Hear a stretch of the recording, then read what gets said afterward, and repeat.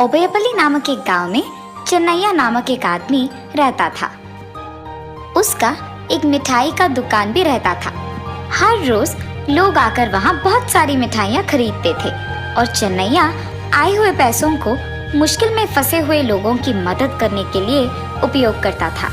ऐसे ही वो उसके सारे पैसे खर्च कर देता था। उसकी बेटी हमेशा कहती थी कि अगर पैसों को ऐसे दान करते रह जाएंगे तो आखिर में हमारे लिए कुछ नहीं बचेगा। एक दिन चन्नैया दुकान को बहुत देर से आता है और इसीलिए उस दिन दुकान गायत्री खोलती है। कुछ देर बाद एक बच्चा वहां आके केक का एक पीस लेकर वहां से भागने लगता है। गायत्री उसके पीछे भागकर उसे रोक के उसे खूब मारती है, ये कहते हुए कि तुम चोर हो, हमारी दुकान से चोरी कर रहे हो। इतने में चन्नैया वहां आकर पूछता है, क्या हुआ, क्यों इस बच्चे को मार रही हो? तब गायत्री उसे कहती है कि पापा, इसने हमारी दुकान से केक चुराया है और भाग जा रहा था, इसीलिए मैंने इसे पकड़कर इसकी खूब पिटाई की। ठीक है गायत्री, तुम जाओ, मैं बात करूंगा। क्या हुआ बेटा, चोरी क्यों कर रहे हो?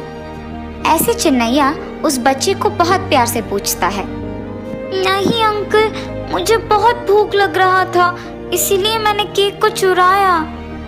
तुम्हारे माता पिता कहाँ रहते हैं? मैं एक अनाथ हूँ, मेरा कोई नहीं है, मैं अकेले रहता हूँ। ये सुनकर चन्नैया को बहुत बुरा लगता है और उस बच्चे के लिए कुछ करने का मन करता है। ठीक है, मेरा बात सुनोगे? अगर सुनोगे तो बहुत सारे केक दूंगा, ठीक है? ठीक है। मेरे जान पहचान का एक बहुत अच्छा स्कूल है, उसमें जाकर पढ़ना होगा तुम्हें और वहाँ अच्छा खाना खिलाएंगे। वहाँ अच्छी पढ़ाई करके एक बड़ा आदमी बन जाना होगा तुम्हें। ठीक है अंकल। उसके बाद चन्नैया तुरंत उस लड़के को लेकर एक गवर्नमेंट स्कूल में बात करके उसको अच्छे कपड़े देकर उस स्कूल में ज्वाइन करवाता है। ये सब सुनकर गायत्री को बहुत गुस्सा आता है और वो उसके पापा पे चिल्लाती है, पापा, अगर आप ऐसे ही सबकी मदद करते रहोगे तो हमारे पास आखिरकार कुछ नहीं बचेगा।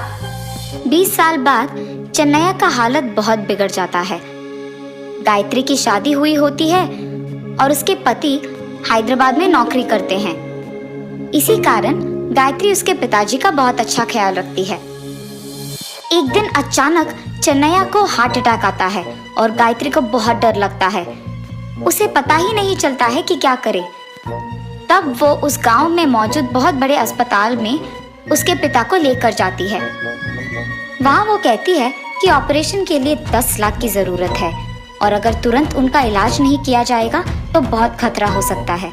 गायत्री को कुछ समझ में नहीं आता है और वो रोने लग जाती है। कुछ देर बाद वो वहीं सो जाती है। गायत्री उठते ही उसके पिता का ऑपरेशन हो चुका था। गायत्री चौंक जाती है। वो नर्स के पास जाती है, पर मैंने तो पैसे नहीं भरे हैं ना। कितने पैसे भरने हैं मुझे बता दीजिए। तब नर्स उसे डॉक्टर से मिलने के लिए कहती है। गायत्री चलकर उसके पिता के पास जाती है और डॉक्टर भी वही रहता है। डॉक्टर साहब, मैंने अब तक पैसे नहीं भरे हैं, कितना हुआ है? 5 रुपए। गायत्री और चन्नैया आश्चर्यचकित हो जाते हैं। दादा, मुझे नहीं पहचाने आप? उस दिन मैंने आपकी दुकान में केक चुराया और आपने मुझे एक स्कूल में डाला। मैं वही बच्चा हूँ। आपके ही एहसान के कारण मैं इतना बड़ा आदमी बन गया। बहुत पढ़ाई करके मैं अब डॉक्टर बन गया हूँ और इतने साल बाद आपके उस एहसान चुकाने का मुझे एक मौका मिला है। ऐसे थोड़ी जाने दूंगा उसे। आपको यहाँ पे पैसे भरने की कोई जरूरत नहीं है, बस मुझे उस केक का एक पीस चाहिए है, वो बड़ा स्वादिष्ट है। ये सुनने के बाद चन्नैया और वो डॉक्टर हंसने लग जाते हैं। तो इस कहानी का नैतिक क्या है? जब हम किसी का मदद करते हैं तो वो कोई ना कोई रूप में हमारे पास वापस आ जाता है।